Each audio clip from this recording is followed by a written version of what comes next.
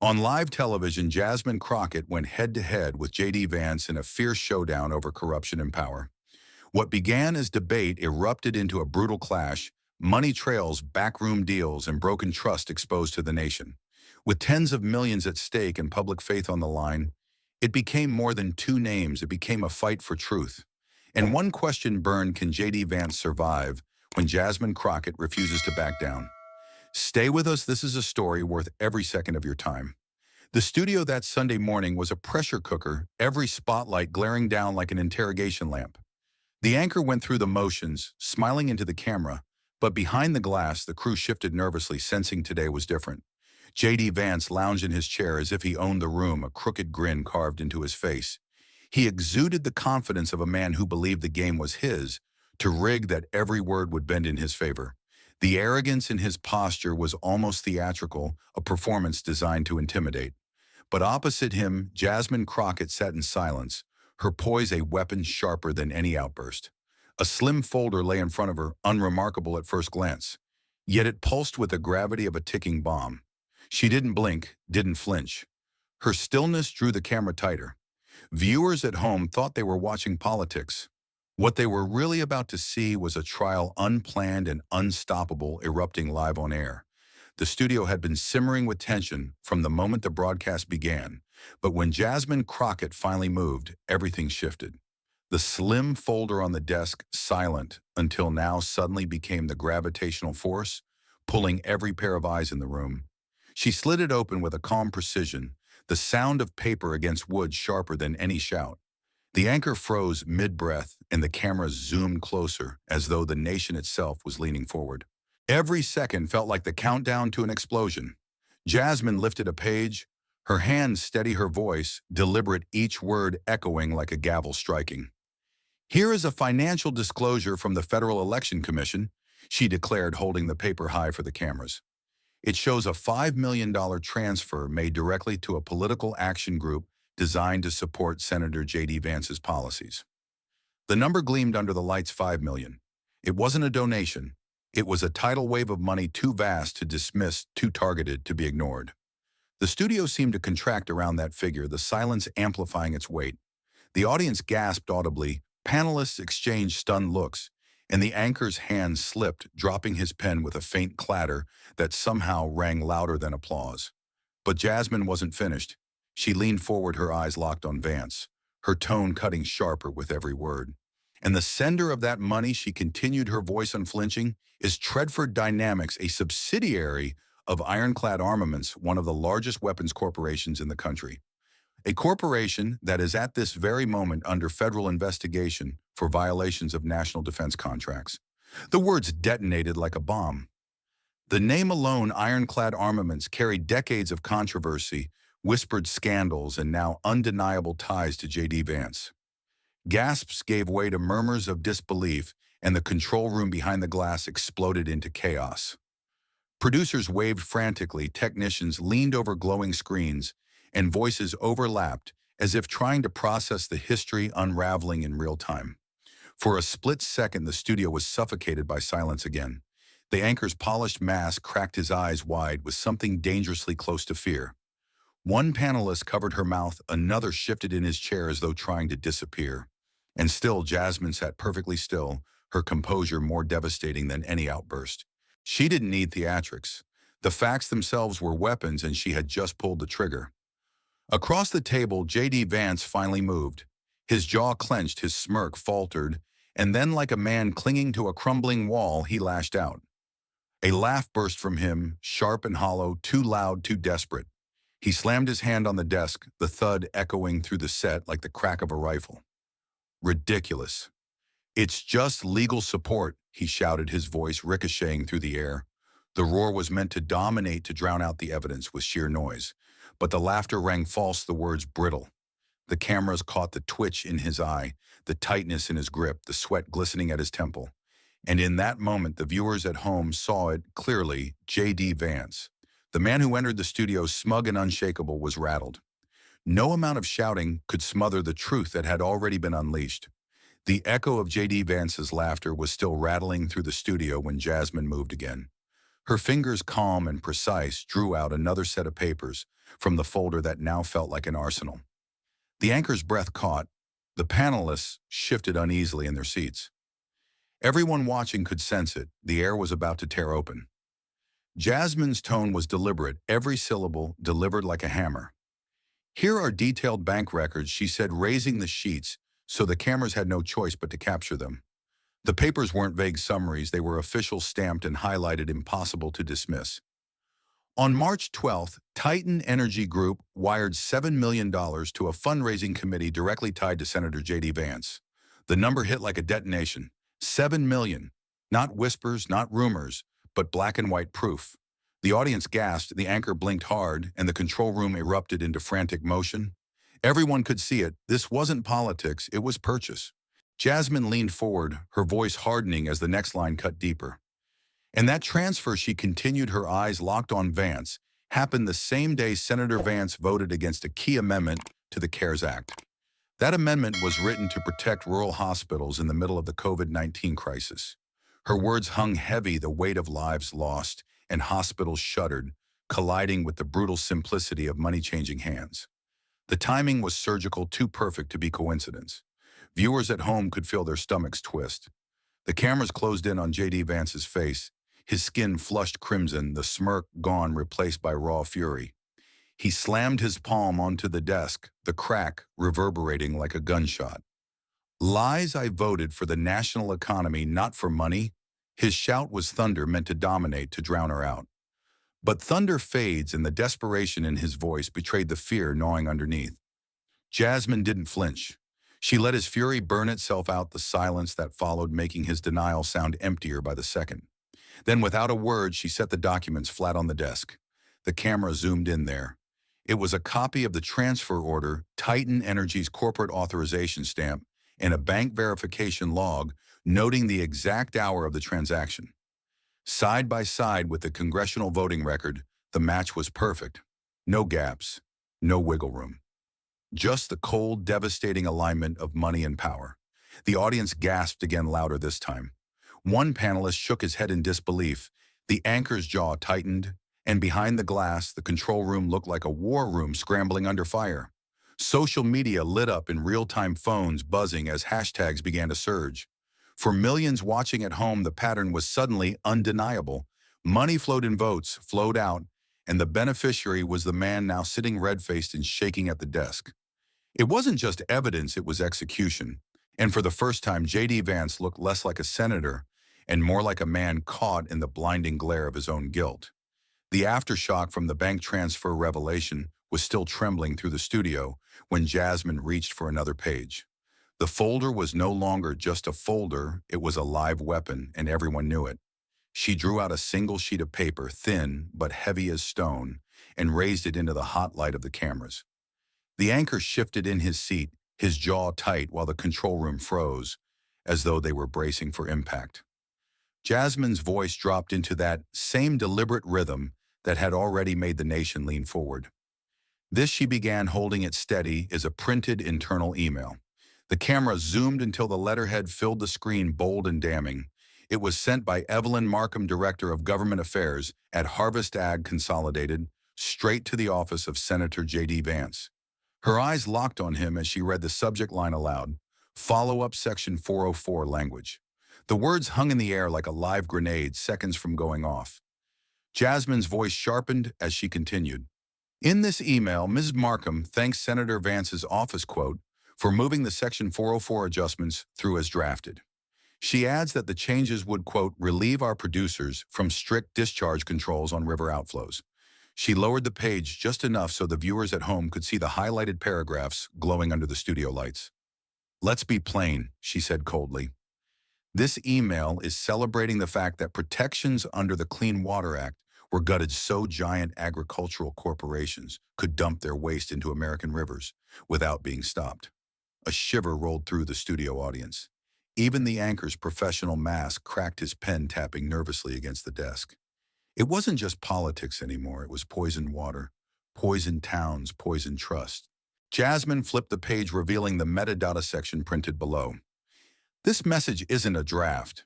It carries a digital signature officially stamped to prove it's real. It includes a unique fingerprint assigned to Evelyn Markham at Harvest Ag Consolidated. The mail header shows it was sent from Harvest Ag's own internal mail server. The identification number also matches Harvest Ag's official system. She tapped the line with her fingertip. This isn't a screenshot or a rumor. This is the original message. It's verified, preserved, and impossible to fake. The anchor pressed his earpiece, waiting tension carved into his face. The control room was chaos, fact-checkers leaning over terminals, phones ringing, voices clashing. Seconds bled into eternity until finally the anchor looked back at the camera, pale but steady. "We are receiving confirmation," he said slowly, "that the digital signature is authentic. The server identifier matches Harvest Ag Consolidated's infrastructure, and the header chain is intact. This email is real." The words slammed into the room like a verdict. Gasps, murmurs, stunned silence, every reaction collided at once. J.D. Vance sat rigid, his knuckles white against the table. His lips moved, but the words stumbled out uneven, betraying the crack in his armor. "This is just routine discussion. Staff talk to stakeholders every day. This is standard." His voice cracked, a thin thread, straining under the weight of truth.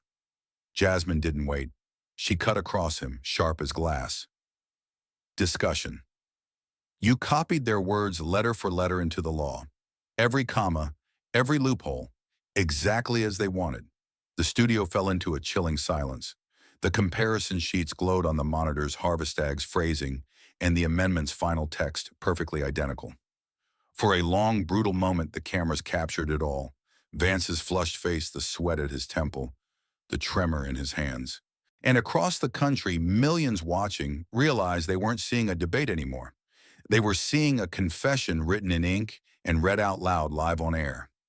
The studio had not yet recovered from the last shock when Jasmine reached into her folder once more. Her movements were calm, deliberate, almost surgical. This time she pulled out a document so thick it seemed to pulse under the lights. She set it down on the desk with a soft but final thud that echoed like a drumbeat. The camera caught the words printed across the top in bold, confidential meeting minutes. Tredford Energy. In that moment, the energy in the studio shifted. Viewers at home leaned in, panelists froze mid-breath, and even the anchor's polished mask faltered. Jasmine's eyes narrowed as she began to read, her voice clear and merciless. "We expect Senator Vance to secure adjustments in the Infrastructure Investment and Jobs Act of 2021. She recited each word carrying the sting of inevitability. Specifically, the clause regarding permits for natural gas pipelines. The sentence detonated in the air, sharp and lethal. This wasn't lobbying language hidden in euphemisms. It was an order written in black and white, a corporate demand carved straight into the paper. The audience gasped, the sound swelling and then dying into a suffocating silence. It was as though the entire country watching live had stopped breathing. But Jasmine wasn't done. Her hands slid across the desk, pulling out a second sheet with chilling precision. She laid it neatly on top of the first. And here, she said, her tone like ice, is the senator's own office calendar. The page bore the date April 7th, stamped with the seal of his office, and beneath it, inked in blue, was a signature everyone in Washington would recognize. It was the handwriting of Vance's senior aide, authenticating the meeting with Tredford Energy executives. The timing was devastating. The meeting took place just 48 hours before Vance introduced his amendment. The pairing of documents was a kill shot, corporate minutes, and congressional schedule, two halves of the same crime laid side by side. J.D. Vance snapped. He lunged forward, his palm crashing against the table with such force the microphones crackled. "Fake, worthless," he roared, the words spilling out like cannon fire. The fury was volcanic, meant to scorch the evidence into ash. But the papers didn't move. They lay silent, unflinching, like tombstones on display. The cameras locked onto Vance's face, capturing every twitch, every crack in the armor. His anger wasn't strength anymore. It was panic dressed in noise. The anchor, pale but steady, cut in like a judge delivering a ruling. "These signatures," he said, voice heavy with gravity, "have already been compared against verified samples." A pause, the weight of the moment pressing down on every syllable. "They are a match, a perfect match." The words fell like iron hammers.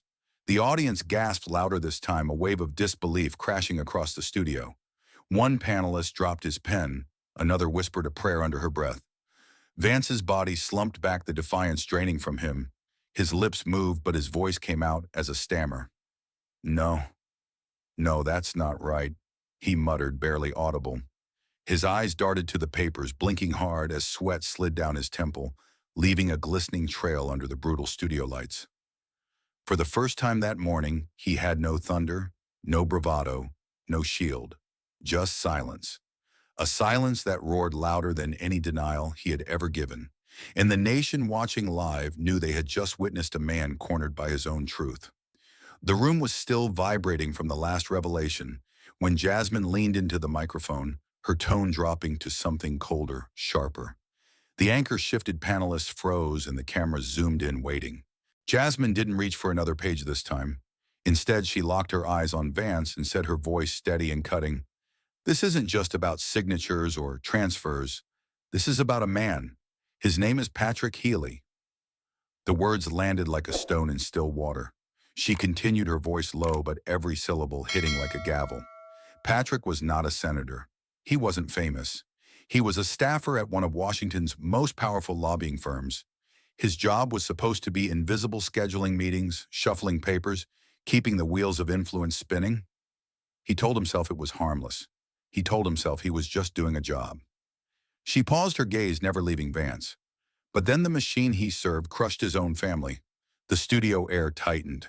Jasmine leaned forward, her tone turning sharper. Patrick's younger sister was a nurse in a rural hospital. She worked through the worst nights of the pandemic. She held dying patients' hands when no families were allowed inside.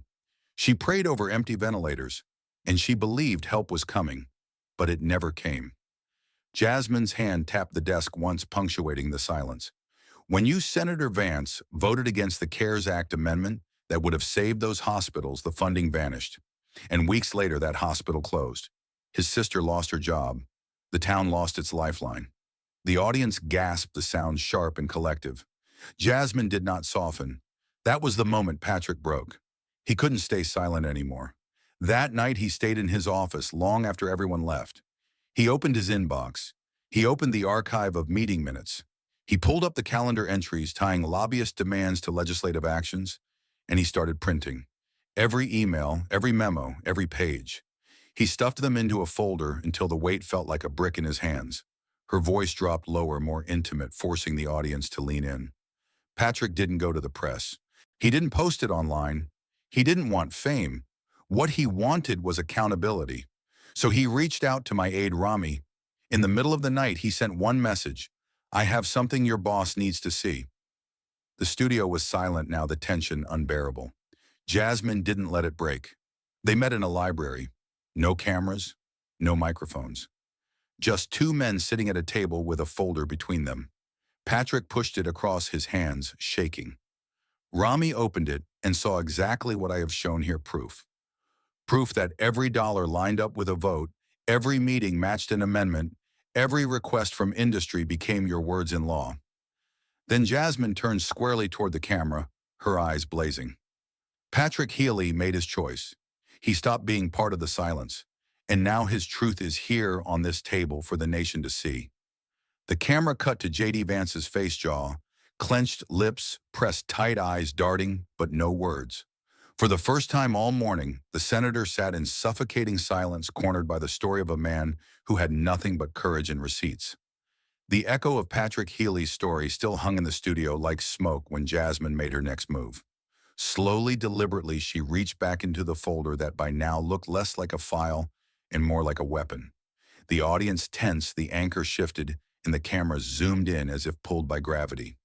This time, Jasmine pulled out a thick stack of pages bound together with a metal clip.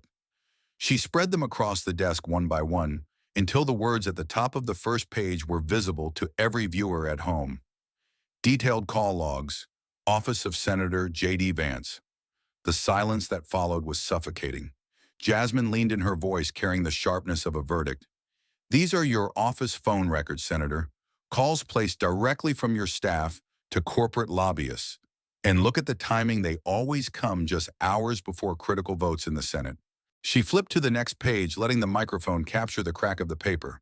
The studio felt like a courtroom now, every movement heavy with consequence.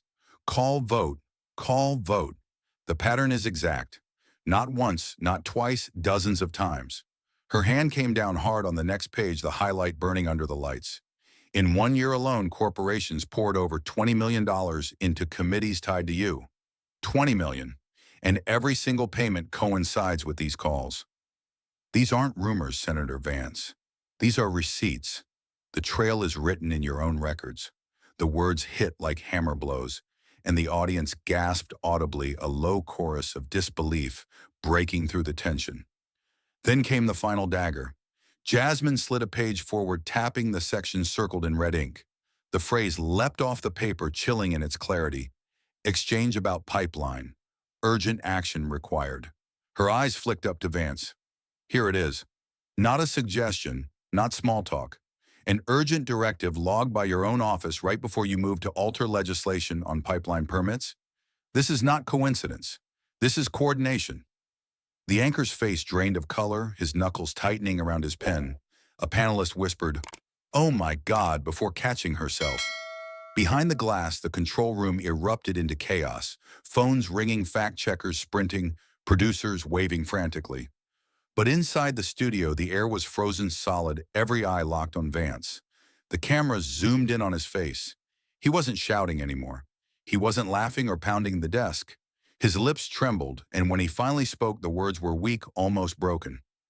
"No, I don't remember." The sentence came out, halting, a whisper of a man unraveling. His eyes dropped to the desk, refusing to meet Jasmine's stare or the nation's gaze. Sweat slid down his temple, glistening under the brutal lights. His hand shook as it pressed against the wood, trying to steady itself against the collapse. For the first time all morning, J.D. Vance was silent. The smirk was gone. The bravado had shattered. All that remained was a hollow shell, a man cornered by his own paper trail. And the audience, both in the studio and across the country, saw it for what it was: not a debate, not a clash of politics, but the slow-motion fall of a senator caught in the merciless glare of truth. The silence in the studio had been devastating, but outside those walls, the fallout was volcanic. By nightfall, clips of Jasmine's calm but ruthless takedown played on a loop across every network. Headlines screamed of corruption, hashtags trended in multiple time zones, and the American public, jaded for so long, suddenly seemed electrified. By dawn, Senate phone lines were melting with calls, staffers drowning in emails demanding answers. And before the day was out, the Senate Ethics Committee issued an announcement they were opening a preliminary investigation. What had begun as a televised ambush had turned into a full-blown reckoning. Jasmine barely had time to breathe before her chief of staff slid a sealed envelope across her desk. The word "confidential" stamped across the top was enough to make the air feel heavier. Inside was a handwritten request: no aides, no staffers, just her. Senator Elaine Dorsett wanted a private meeting. Dorsett was not just any senator. She was a power broker, a fixture in Washington for decades, respected and feared in equal measure. When Dorsett spoke, colleagues listened. When she acted, doors opened or slammed shut. If she was stepping into the fray, it meant the establishment was no longer content to watch from the sidelines. Jasmine knew this meeting would either validate everything she had risked or smother it before it drew blood. The meeting took place in Dorsett's private office, a room designed not for decoration, but for intimidation. The blinds were drawn, the walls lined with towering bookshelves, and the silence was so thick it seemed to absorb the sound of footsteps. Dorsett sat behind her desk posture, regal, her silver hair shining under the lamplight. She did not rise when Jasmine entered. She only gestured to the chair opposite her. Jasmine sat, the folder still in her lap, her heart steady even as the tension tightened around her like a vice. Dorsett's eyes were piercing, cutting through silence, before her voice finally broke it. "Do you understand the fire you've lit?" she asked, low and unblinking. Jasmine leaned forward, refusing to flinch. "I didn't light it," she replied. "I just stopped pretending it wasn't burning." The words lingered in the stale air, and for the first time, Dorsett's expression flickered something between skepticism and admiration. The older senator leaned back her chair, creaking softly as if weighing the cost of siding with truth against the comfort of silence. Meanwhile, J.D. Vance was unraveling in public. Cornered and desperate, he staged a press conference under the harsh glare of cameras. His voice was loud, his gestures sharp, his tone frantic. "This is nothing but a coordinated attack," he barked, sweat pooling under the studio lights. "If we are going to question lobbying, then we should question the entire industry. Every senator, every representative, every office. Let's open the books. Don't single me out." His words were meant to project strength, but the tremor underneath betrayed him. It sounded less like leadership and more like a drowning man thrashing for air. Back in Dorset's office, the gravity of the moment grew heavier. Jasmine slid her folder onto the desk, the papers inside now infamous across the country. "I've already shown the public the truth," she said, her voice steady. "Now it's up to this committee to prove that truth still has a place here." Dorset tapped her manicured nails against the folder, the sound sharp and deliberate. Then she leaned forward, her gaze cold enough to freeze stone. "We have looked away for too long," she said, her voice cutting through the room. "That ends today. We cannot look away anymore." The words struck like a verdict, echoing in the silence that followed. In that instant, the meeting was no longer about Jasmine or Vance. It was about the soul of the institution itself. Dorset's tone was final, the kind of pronouncement that reshaped destinies. Outside, the world spun in chaos, headlines screamed and speculation churned. But in that locked office, under the weight of Dorset's words, one truth crystallized: the old shield of silence had shattered. Washington would no longer be able to pretend. The reckoning Jasmine unleashed had crossed the point of no return. The Ethics Committee's announcement had barely settled when the dominoes started to fall. Cable chyrons screamed, breaking alerts, inboxes erupted, and the donor hotlines, usually quiet corridors of power, lit up like sirens. By mid-morning, the first statement hit a top national committee that had bankrolled J.D. Vance for years, was suspending support pending review. The words were polite. The meaning was lethal. Staffers in Vance's war room stared at the email as if it were a fire alarm they couldn't silence. The soundless panic was louder than any shout. An hour later, the second blow landed. A corporate political committee that had underwritten a seven-figure ad buy pulled the plug, citing fiduciary responsibility to our stakeholders.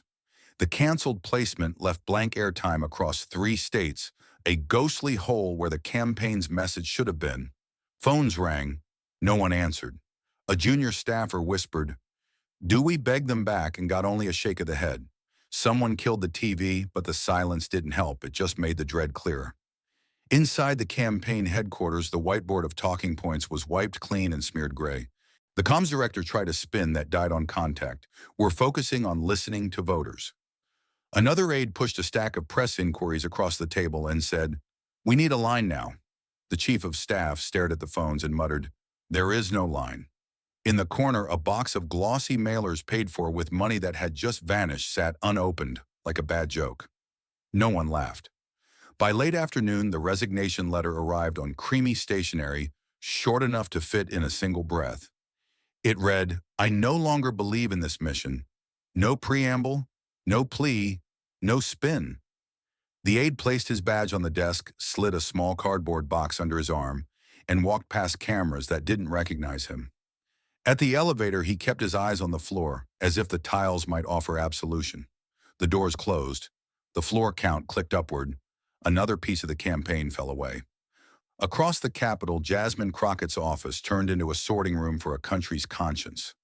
Envelopes piled on the windowsill stacked in crooked towers that leaned like tiny skylines. A former coal miner wrote, "Thank you for speaking like one of us."